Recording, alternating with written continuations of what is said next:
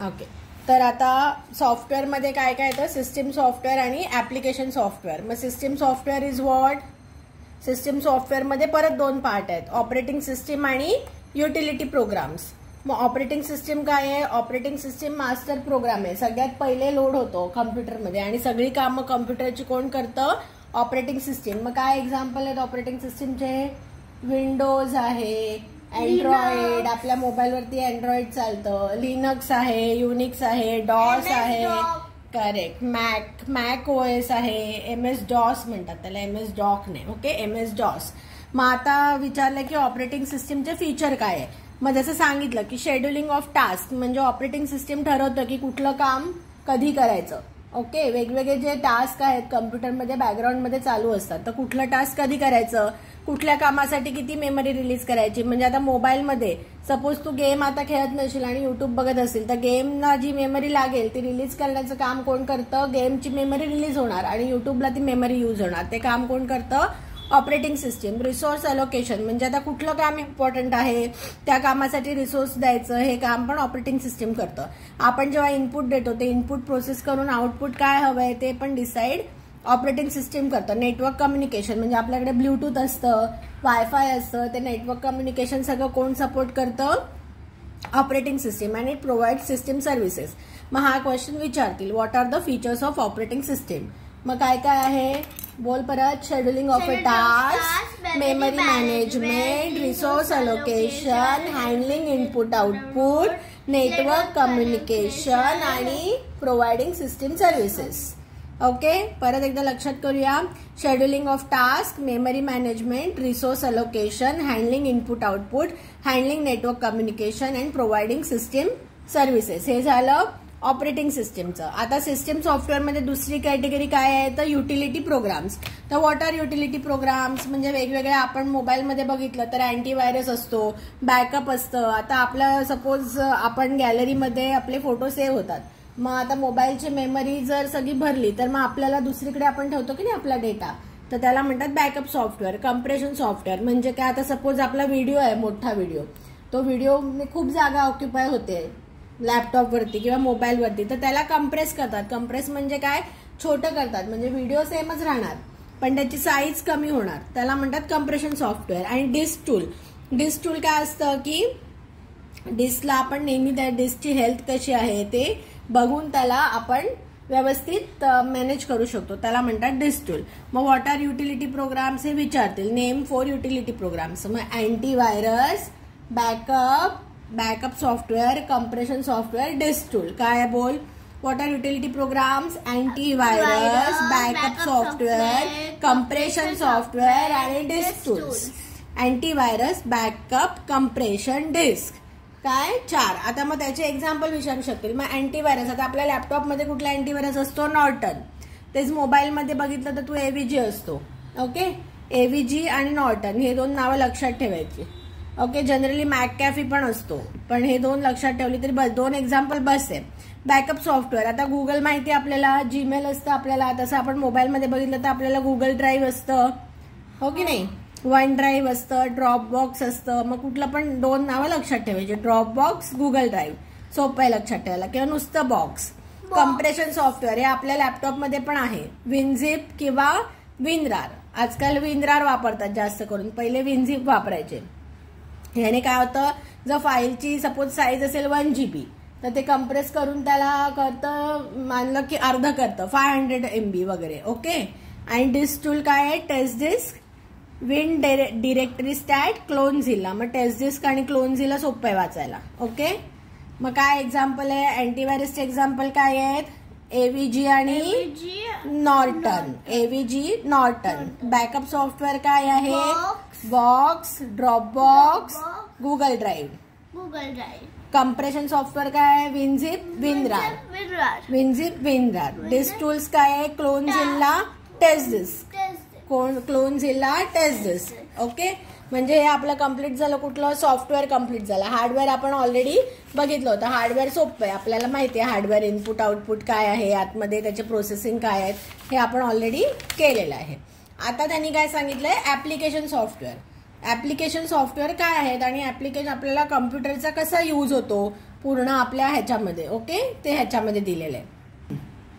आता application software. Application software म्हणजे काय? सिस्टीम सॉफ्टवेअर काय करतं? मेन सिस्टीम हँडल करतं. आणि ऍप्लिकेशन सॉफ्टवेअर काय? आपल्याला वेगवेगळे टास्क करायचे असतात. आता पेंटिंग करायचे तर आपल्याला मायक्रोसॉफ्ट पेंट अवेलेबल आहे. काही डॉक्युमेंट राईट करायचे तर मायक्रोसॉफ्ट वर्ड आहे, नोटपॅड आहे. असं जी वेगवेगळी कामं आपण कम्प्युटरवर करतो ती केली जातात ऍप्लिकेशन सॉफ्टवेअरने. तर त्या ऍप्लिकेशन सॉफ्टवेअरमध्ये सिंगल सॉफ्टवेअर असू शकतं किंवा पॅकेज असू शकतं. पॅकेज म्हणजे काय? आता मायक्रोसॉफ्ट ऑफिस आहे त्याच्यामध्ये वेगवेगळं असं मायक्रोसॉफ्ट वर्ड आहे, मायक्रोसॉफ्ट एक्सेल आहे, पॉवर पॉइंट आहे, ॲक्सेस आहे, तर त्याला म्हणतात पॅकेज. आता हे क्विक बाईट्स आहे, हे पण कदाचित विचारू शकतील की हार्डवेअर आणि सॉफ्टवेअर याच्याशिवाय अजून एक कंपोनंट आहे, त्याला म्हणतात ग्रे कंपोनंट. ग्रे कंपोनंट आहे तो कोणी चेंज नाही करू शकत, कळलं? आणि तो सगळं हँडल करतो. म्हणजे हार्डवेअरला इन्स्ट्रक्शन देणं तो हँडल करतो आणि त्याला म्हणतात फर्मवेअर. त्याचे इन्स्ट्रक्शन जे आहेत ते कोणी चेंज नाही करू शकत एकदा आपण हे केलं तर, कळलं? आता मग यूज ऑफ कम्प्युटर काय? आता तर असं आत्ताच्या घडीला अशी कुठलीच फील्ड नाही की जिकडे आपण कम्प्युटर यूज करत नाही. तुम्ही शाळेत गेला, शाळेमध्ये कम्प्युटर यूज केला जातो, तुमचे नोट्स दिले जातात, तुम्हाला वेगवेगळ्या प्रकारचं शिकवलं जातं. आपण बँकेत गेलो, सगळे बँकेचे व्यवहार जे कम्प्युटरने केलेले असतात. आपण दुकानात जातो काही वस्तू घ्यायला, तर दुकानामध्ये पण कम्प्युटरमध्ये ते सगळं स्टोअर करतात की किती आपण काय घेतलं, काय विकलं. इडनमध्ये आपण जातो तर इडनमध्ये पण ते सगळे एंट्री कशावर करतात? कम्प्युटरमध्ये करतात. मग आपल्याला बिल जनरेट होऊन येतं, ते पण कम्प्युटरमधनं येतं. आपण हॉस्पिटल्समध्ये गेलो तर वेगवेगळ्या मशीन्स असतात, त्या एक्सरे मशीन आहे, सोनोग्राफी, सगळं काही कम्प्युटर हँडल करतं. डिफेन्समध्ये म्हणजे वेगवेगळं की शत्रूच्या गोटातली माहिती ठेवायला, लोकेशन सगळं ठेवायला, ट्रॅकिंग करायला डिफेन्समध्ये पण कम्प्युटर यूज होतो. आता ट्रॅव्हलिंग आहे, ट्रान्सपोर्ट सिस्टीम आहे, सगळीकडे इंटरनेट, गुगल, करेक्ट, लॉ आहे. म्हणजे कुठलीच गोष्ट, ई कॉमर्स आहे, अमेझॉन साईट आहे, फ्लिपकार्ट साईट आहे की ज्याच्यावर आपण सामान विकत घेतो, आपल्याला मिळतं, ट्रॅकिंग करता येतं. म्हणजे असं जगातली आता कुठलाच गोष्ट नाही की ज्याच्यामध्ये कम्प्युटर यूज होत नाही. मग आता कम्प्युटर, युजेस ऑफ कम्प्युटर कुठल्या कुठल्या फील्डमध्ये आहे? तर education, health and medicine, bank and financial institute, transport, tourism, defence, e commerce and law enforcement. म्हणजे हे तर इझिली लक्षात राहील. Uses of computer, which field uses the computers? तो पहिले आपल्याला every part of our life we use computer. Okay, every part of life we use. मग त्याच्यामध्ये we use computer in education, health and medicine, hospitals, banks, transport, tourism, defence, e commerce, law, everywhere we use computer. मग आता काय वर्ष देतील की प्रत्येक फील्डचं हे करायला सांगतील. मग तुम्हाला क्वेश्चन असं विचारू शकतील की एज्युकेशनमध्ये how is computer use in education field. मग आता काय दिले? Computers are actively use in educational institute to improve the learning process. Some advantage काय? Audio visual representation make learning easier and interesting. म्हणजे तुम्हाला आता टीचर पॉवर पॉईंट प्रेझेंटेशनमध्ये दाखवते की नाही, व्हिडिओ दाखवते प्रत्येक धड्याचं की काय आहे. तर ऑडिओ व्हिडिओने आता नुसतं पुस्तकात वाचण्यापेक्षा जेव्हा तुम्हाला समोर दिसतं तेव्हा काय होतं? इझी होतं ते अंडरस्टँड करणं, राईट? नंतर students find it easier to search information on the internet. म्हणजे कुठला पण आपल्याला क्वेश्चन आहे, आता आपल्याला जर बघायचं काढायचं आहे LCM of this, how to calculate the LCM, तर आपण युट्यूबवर बघू शकतो, गुगलवर बघू शकतो. So it is easier to search the information. Teacher can find better ways of teaching and presenting the information. म्हणजे टीचर पण नाईसली प्रेझेंट करू शकतात की ज्याच्यामुळे मुलांना पटकन समजेल. डिस्टन्स एज्युकेशन, आता करोना झाला होता तर आपण त्या मुलांची शाळा 2 वर्ष बंद झाली असती तर किती नुकसान झालं असतं. पण काय झालं? कम्प्युटर्समुळे काय झालं? टीचर्स ऑनलाईन पण शिकू शकले, बरोबर? डिस्टन्स एज्युकेशन पण पॉसिबल आहे, ऑनलाईन लर्निंग पण पॉसिबल आहे. मग आता how education field uses computer, मग काय काय सांगणार? Audio visual presentation makes learning easier. Audio visual makes learning easier to search information, okay, using Google, using YouTube. Teacher can organize or teachers can present the information in better way, right? We can find the comforts of home, sitting at home and studying. And distance education and online learning, correct? Apart from that, in education in schools, to maintain students' record, right? To create notes, to create exam papers, everywhere computer is used. To print. Right, to print the exam papers, to give the notes, to track students, to take the fees, maintain the fees record everywhere. To give school uniforms, ID cards, books. School uniforms नाही होऊ शकत, पण बाकी yes, ID cards, every information is maintained in the computer. Now how does it help in health and medicine? तर health and medicine मध्ये it is very important, कारण काय आहे ते डिटेल रेकॉर्ड मेंटेन करायला लागतो पेशंटचा. बरोबर, आता एखाद्या डॉक्टरकडे पेशंट गेला तर पेशंटची सगळी काही हिस्ट्री असेल तर प्रत्येक वेळेला तो सांगत बसणार का असं झालं तसं झालं, किंवा सगळे रिपोर्ट चेक करणार, तर ते डिफिकल्ट होतं. राईट, तर आपण बघतो, आपण कधी ज्युपिटरमध्ये जातो तेव्हा तो जे डॉक्टरकडे कसं असतं, प्रत्येक पेशंटचं एक फोल्डर सेव्ह केलेलं असतं आणि पटकन ते जाऊन त्याचा लेटेस्ट व्हिडिओ बघतात किंवा त्यांनी टाकलेले कमेंट्स बघतात, लेटेस्ट कमेंट. म्हणजे काय होतं, डॉक्टरांना पण सगळी इन्फॉर्मेशन एका ठिकाणी अवेलेबल होते आणि ते जास्त चांगली ट्रीटमेंट करू शकतात. मग परत हॉस्पिटल्समध्ये बिलिंग वगैरे कसं होतं, पैसे देणं. आता हॉस्पिटल एवढं मोठं आहे, करोडोचं लाखोचं तिकडे बिझनेस चालतं, मग सगळा फायनान्स मेंटेन करणं, त्याच्यानंतर एक्सरे आहे, MRI आहे, सिटी स्कॅन आहे. करेक्ट, सगळ्याला काय लागतं, कम्प्युटर मशीनच चालतं. Use of computer robots assistant during surgery makes the procedure more accurate. आता हे हळूहळू होत आहे, अजून ते पूर्ण आलं नाहीये, पण आता बऱ्याचशा ज्या सर्जरीज असतात ते खूप कठीण असतात, क्रिटिकल असतात. तर आणि असं काही पॉइंट असतं की त्याच्यामध्ये रोबोटला कसं ह्युमन एरर पॉसिबल आहे. बरोबर, माणसाचा हात थरथरू शकतो, इथे तिकडे, पण रोबोट कसं करणार, एक्झॅक्ट प्रिसाइज करणार. म्हणून robots are use in surgery.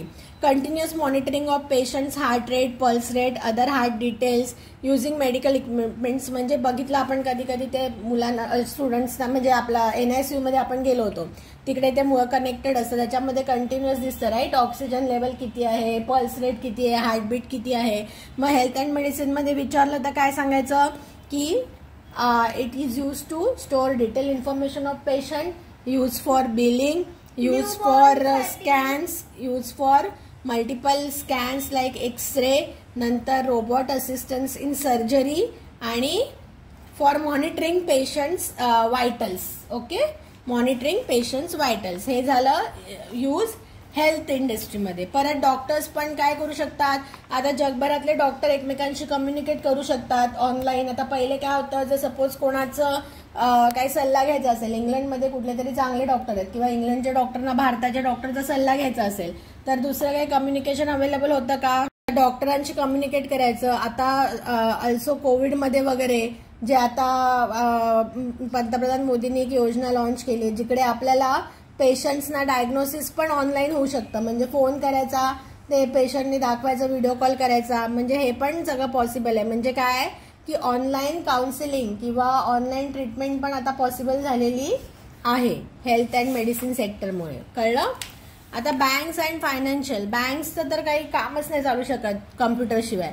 Computers play significant role, store detail customer information, their financial transaction, deposit, withdrawal of money from ATM machine, keep track of banks product and service offering, earning, interest rate, trade, stock communities. Online banking facility allows the customer to check account balance, make financial transaction.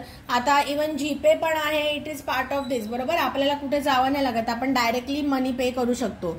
Online internet banking वरून आपण लगेचच बँकेचे व्यवहार करू शकतो. बरोबर, आपण आपले बिल पे आहेत, MSEBचं बिल आहे, वॉटर बिल आहे, हे सगळं मी ऑनलाईन पे करते, कारण हे काय, हे सगळं कम्प्युटरमध्ये कनेक्ट झालेलं आहे आणि आपलं ईच अँड एव्हरी ट्रान्झॅक्शनचा रेकॉर्ड जो आहे तो ऍक्युरेटली ठेवला जातो. आणि कुठे पण आपण ट्रान्झॅक्शन केलं, पहिले काय होतं, माणसांना बँकेत जायला लागायचं. ओके, बँकेत जायचं, मग तिकडे डिपॉझिट स्लिप भरायची, मगच पैसे काढायचे. म्हणजे आता माझं अकाउंट ज्या बँकेत आहे त्याच बँकेत मी जाऊन काढू शकते. आता जर मी गुजरातमध्ये गेले आणि मला जर इमिजिएटली पैसे हवेत आणि माझी बँक तिकडे नाहीये, तर मग मला पैसे मिळतील का, नाही मिळणार. आता काय होतं, ATM मुळे मी कुठून पण पैसे काढू शकते. इनफॅक्ट आता जीपे मुळे काय, पैसे घ्यायची गरज पण नाहीये. कळलं. मग बँक्स अँड फायनान्शियल इन्स्टिट्यूटमध्ये काय होतं, store detail information, store information of deposit, withdrawal of money from ATMs, keep track of the records like interest rate, कुठले स्टॉकचं काय आहे, म्हणजे जे सगळे व्यवहार चालतात, फायनान्शियल व्यवहार, शेअर मार्केट म्हणून असतं, त्याच्यामध्ये सगळं मेंटेन करणं, आणि ऑनलाईन बँकिंग फॅसिलिटी. ओके, काय काय लिहिणार ह्याचं? Store detail financial information, store details of every transaction, money withdrawal from ATM, keep track of all products, interest rate आणि ऑनलाईन बँकिंग फॅसिलिटी. ओके, नुसते पॉइंटर्स लिहिले तरी याच्यामध्ये मार्क मिळणार. आता ट्रान्सपोर्ट सिस्टीम मध्ये कसं होतं? Transport system GPS. आता मी सिटी फ्लोच्या बसेसने जाते, तर सिटी फ्लोची बस कुठे आहे, माझ्या स्टॉपला कधी येणार आहे, सगळं मला काय दिसतं? ऑनलाईन दिसतं, बरोबर. म्हणजे ऑनलाईन ट्रॅकिंग पॉसिबल असतं. आणि ग्लोबल GPS सिस्टीम. आता आपण जातो बऱ्याच ठिकाणी फिरायला, तर बऱ्याच ठिकाणी आपल्याला ऍड्रेस माहिती असतो का? नाही. मग आपण काय करतो? गुगल मॅप यूज करतो, बरोबर. गुगल मॅप वरती आपलं लोकेशन टाकतो आणि मग आपण तिकडे जातो, राईट. परत आपण ट्रॅफिक लाईट्स बघतो. त्या ट्रॅफिक लाईट्स कशाने कंट्रोल होतात? त्या पण कम्प्युटरमुळेच कंट्रोल होतात, कळलं. ट्रॅफिक पोलीस पण सगळं जे मुवमेंट ऑफ व्हेकल आहे सगळं आपण पिक्चरमध्ये बघतो की पोलीस कसं ट्रॅक करतात. तर पोलिसांना दिसत असतं की ती चोराची व्हेकल कुठे आहे, तर ट्रॅकिंग पण करू शकतं. नंतर ट्रान्सपोर्ट म्हणजे आता आपल्याला जायचं होतं, आपल्याला गुजरातमध्ये जायचं होतं स्टॅच्यू ऑफ युनिटी बघायला, तर आपण सगळं बुकिंग कसं केलं? ऑनलाईन केलं की नाही? ऑनलाईन तिकीट काढलं, ऑनलाईन सगळं बुक केलं. So computers are very useful in airline. Correct. Airline and water transportation. कशासाठी? की global GPS, global positioning system, हे कदाचित त्याचा फुल फॉर्म विचारू शकतील. GPS, global positioning system, helps you track the movement of your vehicle through satellite signal, calculates route, total driving time and traffic on the road.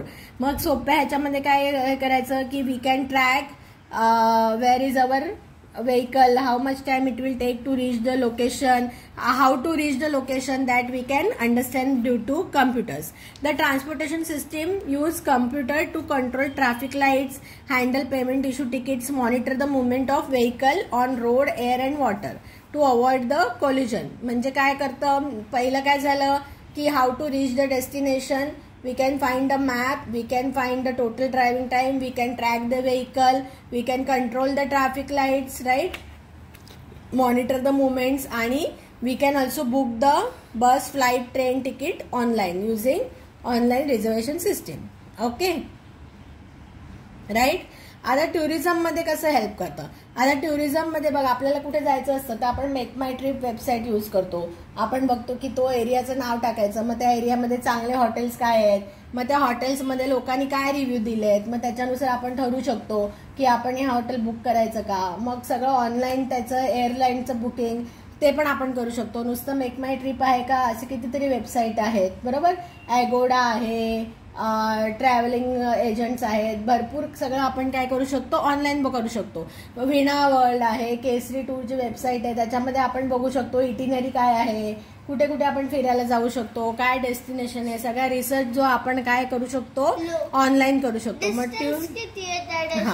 मग tourism मध्ये आपल्याला कसं benefit होतं? परत लोक कुठे कुठे फिरले आहेत, काय काय चांगली ठिकाणं आहेत तिकडची बघण्याची. आता परवा तिकडे पाऊस पडणार आहे का, म्हणजे मी कधी जायला पाहिजे फिरायला, ही सगळी इन्फॉर्मेशन काय करू शकते? आपल्याला कम्प्युटरमुळे करू शकते. मग काय म्हणायचं आपण की हाऊ डज टुरिझम मध्ये हाऊ डज कम्प्युटर हेल्प?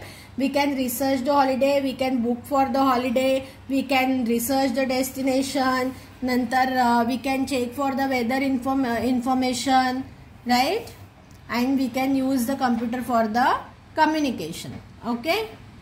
आता डिफेन्स हे सगळ्यात इम्पॉर्टंट, कारण काय डिफेन्समध्ये काय असतं? आपल्या देशाची सिक्युरिटी त्याच्यावर इम्पॉर्टंट आहे.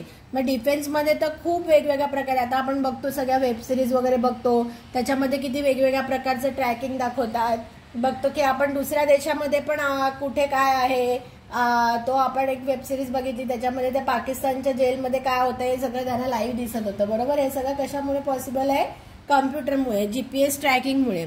मग computer are use to design new weapons and missiles, tracking incoming missiles, okay, testing the equipments in military training, communicate with teams at different location and use for encrypting the communication in the defense services. म्हणजे काय? Confidential language मध्ये आपण एकमेकांशी communicate करू शकतो, म्हणजे ती language फक्त आपल्याच लोकांना कळणार असं. मग काय? How does it help in defence? Design new weapons and missiles. Okay, design new weapons and missiles. नंतर track the incoming missiles, use for military training, use for communication and use to maintain security by using the encryption. Okay. आता e commerce. आता हे खूपच important होतं बाबा रे. लॉकडाऊनवर आपल्याला काही बाहेर पडूच शकतच नाही.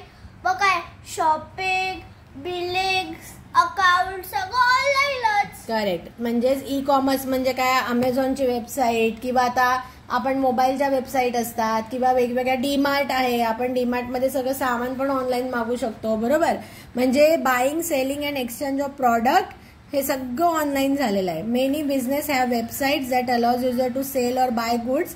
Making online payment is also easy. म्हणजे how e commerce we can buy anything by sitting at home and billing is also easy due to computers. अशा प्रकारे ई कॉमर्स मध्ये यूज होतं. मग आता लॉ एन्फोर्समेंट. पोलीस कसं काय use करतात. लॉ म्हणजे पोलीस येऊ शकतं, वकील येऊ शकतं, जजेस येऊ शकतात, सगळेजण. How they use computer. मग काय येणार की store and retrieve vast detail of data. म्हणजे सगळ्यात जो पहिले जे होत्या बघितलं ना तू एक की पहिले कशा फाईल्स असायच्या. बरोबर. मग आता सपोज एखादा माणूस आला आणि त्या फाईल्स वेगवेगळ्या पोलीस स्टेशनमध्ये आहेत. मग क्रिमिनल रेकॉर्ड फाइंड करणं खूप कठीण होतं. आता काय कम्प्युटरवरती थंबप्रिंट टाकला किंवा त्याचा चेहरा टाकला त्या क्रिमिनलचा की त्याचे सगळे रेकॉर्ड्स मिळू शकतात. आणि पूर्ण इंडिया, नुसतं इंडियाच नाही पूर्ण वर्ल्डमध्ये ते कनेक्टेड असतं डेटाबेस. म्हणजे सगळी इन्फॉर्मेशन मिळू शकते. म्हणजे काय पोलिसांना त्यांचं हे करणं सोपं झालंय. सगळ्यात महत्वाचं तर सीसीटीव्ही. आता आपण क्राईम पेट्रोल बघतो. मॅक्झिमम त्यांचे जे गुन्हे आहेत ते कशामुळे उघडकीला येतात. सीसीटीव्ही आणि मोबाईल ट्रॅकिंग. मग सीसीटीव्ही सगळे कशावरती चालतात. कम्प्युटरमुळे चालतात. कळलं. Sharing of information, photograph, reports between various police department सोपं झालंय. नाही तर पहिले काय फोटो घेऊन जायला लागायचं फिजिकली. आता किंवा कुरिअर करायला लागायचं. आता काय कम्प्युटरने इमिजिएटली आपण पाठवू शकतो. Tracking online crime such as piracy, online bullying, cyber क्राईम्सवरती पण लक्ष ठेवू शकतो. कम्युनिकेशन करू शकतात ते व्यवस्थित एकमेकांबरोबर. CCTV camera help to check the criminal activities. Right. मग आता काय म्हणायचं की how does computer help police. They can keep and track the criminal records. They can easily search the database. They can keep track of the vehicles, criminal activities. They can share the information fast. They can track the criminals. They can communicate fast between each other, and they can use CCTV, mobile tracking to solve the crimes faster. Okay. मग आता हे flashback आहे. म्हणजे important points काय आहे. Hardware is a collection of physical part. It includes all electronic parts. Hardware is something we can touch. Hardware कशामध्ये divide आहे. Input, processing, output. मग एक्झाम्पल ऑफ इनपुट डिव्हाइसेस काय आहे. बोल पटापट. Input is keyboard, mouse, webcam, scanner. हे सगळे काय इनपुट आहे. प्रोसेसिंग काय होते. CPU. Processing unit, motherboard, graphic card or display card, sound card आणि network card. Correct. Output devices काय काय होतं. Monitor, printer, speaker. हे सगळे काय आहे. हे आउटपुट डिव्हाइसेस आहेत. माईक इज इनपुट आहे ना. माईकने आपण इनपुट देतो. Microphone is a input devices. Software is a set of instruction use to perform specific operation. Two types of software. System software, application software.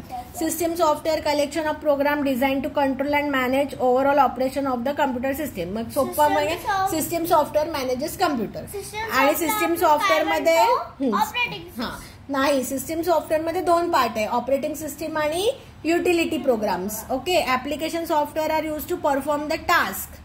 Okay, and various industries use the computers are education, health, defense, law, bank, transport, tourism, e-commerce, etc. Mata exam. Dash is a device used to convert a printed document or image. Correct. Processing devices process and store the data. Correct. Dash is the first program loaded in the memory when computer is switched on. Operating system. Dash requires a state of instruction to perform any task or operation. Correct. The dash program helps to improve the performance. Correct. आता true or false. Computer reduces the time to perform any task. True.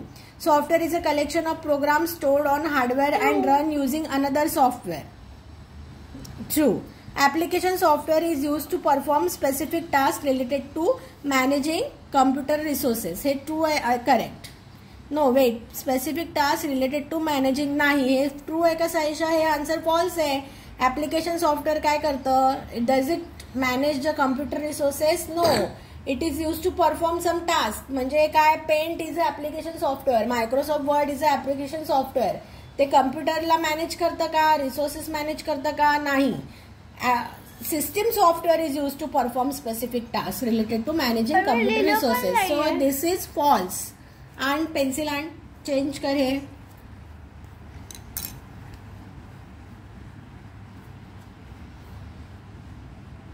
कम आण पटकन.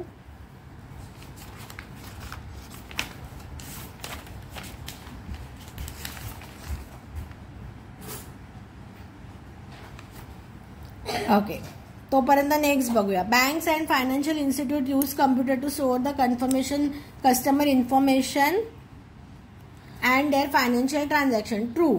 Computer help in tracking incoming missiles, tracing the loss, debris of any accident and various equipment. True. Okay, good. आता इथे काय येणार? Matching. Webcam. Webcam काय आहे सांग बघू. Webcam is a input device. Correct. Speakers काय आहे? आउटपुट. करेक्ट. ऑपरेटिंग सिस्टीम काय आहे? Operating system is a system software. Touch paint काय आहे? Application software. आणि मदरबोर्ड काय आहे? Processing device. आता answer in brief. What is a computer hardware? List the characteristic of the hardware. मग what is a computer hardware? A computer hardware is physical parts of the computer. आणि what is the characteristic? Characteristics are we cannot touch hardware. We can touch hardware. We can touch hardware. Hardware is not frequently changed frequently. Hardware is not changed frequently. This is wear and tear of hardware over a period of time, and overall performance of the computer depends on the hardware. आणि अजून पण तू बनवू शकते की hardware is divided into 3 categories. Input devices, output devices and processing devices. Okay, जर किती mark आहेत या क्वेश्चनला त्याच्याप्रमाणे आपण ह्याचा आन्सर करायचं. Okay, what is an application software? Give 2 to 3 examples of the application. काय आहे application software? When we play games on नाही, पण what is application software? It's a set of program or set of instruction to perform a specific task. The examples of application software are TuxPen, Google Drive. Google Drive नाही म्हणू शकत आपण. Microsoft paint, word document, तुमचे games, सगळे online games, हे पण काय आहेत? ऍप्लिकेशन सॉफ्टवेअर आहेत. What is a system software? What is the system software? System software has divided into 2 categories. But system software पहिले तर काय आहे? Collection of a program which controls and manages the computer resources. मग what are the type of system software? Operating system and utility software. मग किती mark आहेत क्वेश्चनला त्याच्याप्रमाणे operating सिस्टीमचे एक्झाम्पल देऊ शकते, सिस्टीम सॉफ्टवेअरचे एक्झाम्पल देऊ शकते, किंवा असं पण ऑपरेटिंग सिस्टीम काय काय हँडल करतं. मग आपण बघितलं शेड्युलिंग ऑफ टास्क वगैरे.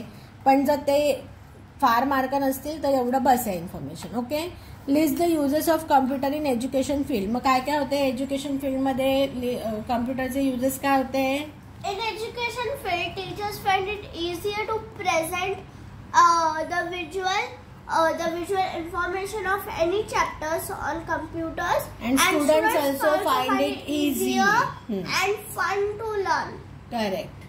आणि काय? Students can search the information online and notes to print out the notes. School can use the computer to store students' data, etc. Store the fee information, right? Computer can be used for online learning, distance education. Explain the use of computer in the field of law enforcement. Homework आहे. नाही काय homework? सांग मला answer. Field of law enforcement मध्ये कसं use होतं computer? Police काय काय करू शकतात? Store criminal records, find criminal records easily, correct, install CCTV cameras and use mobile tracking to solve the crimes fast. Then online cyber क्राईमला मध्ये ते ट्रॅक करू शकतात. They can communicate between each other fast, right? Okay, so it is done. अजून काही पुढे त्याच्या हे आहेत का बघूया. Wait a second. इथे पण एक हे असतं ना, वर्कशीट, ऑर्गनायझिंग युअर वर्क. थांब, लेट मी चेक. या ऍक्टिव्हिटी 1. ओके, मग आता this device displays the information or output on the screen. मग आउटपुट ऑन द स्क्रीन कशावरती असतं? हार्डवेअर आहे. आउटपुट डिव्हाइस कुठलं? Monitor. Okay, it is a set of instruction use to perform specific application, specific operation. काय येणार त्याला? Set of instruction use to perform specific operation. थांब, पण ह्याच्यामध्ये वेगवेगळं येऊ शकतं. जरा थांब, आपण पहिले पुढचं करू. The process of buying, selling, exchanging of product, services और इन्फॉर्मेशन युझिंग ऑनलाईन कम्प्युटर. काय आहे? काय आहे? E commerce. Okay, is the collection of physical part of a computer system. काय? फिजिकल पार्ट म्हणजे काय? Hardware. Okay, motherboard. It is circuit board inside the computer cabinet that context all components. मग काय येणार? मदरबोर्ड.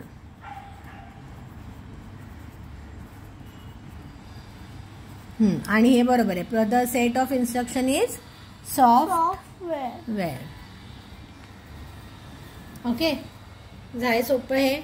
आता unscramble, a popular presentation software, an example of cloud storage software. हे काय सांग? क्लाउड स्टोरेज हे आहे ना, युटिलिटी सॉफ्टवेअर मध्ये ना. हे आहे बघ, ड्रॉप बॉक्स. आपण बघितलं ना, backup, Dropbox, box, Google drive बघितलं होतं. अ पॉप्युलर अँटीव्हायरस सॉफ्टवेअर. हे आणि जे तिसरं दिलं होतं ना एक्झाम्पल, ते आहे. ते आपण एव्हीजी आणि नॉर्टन लक्षात ठेवलं होतं. थांब,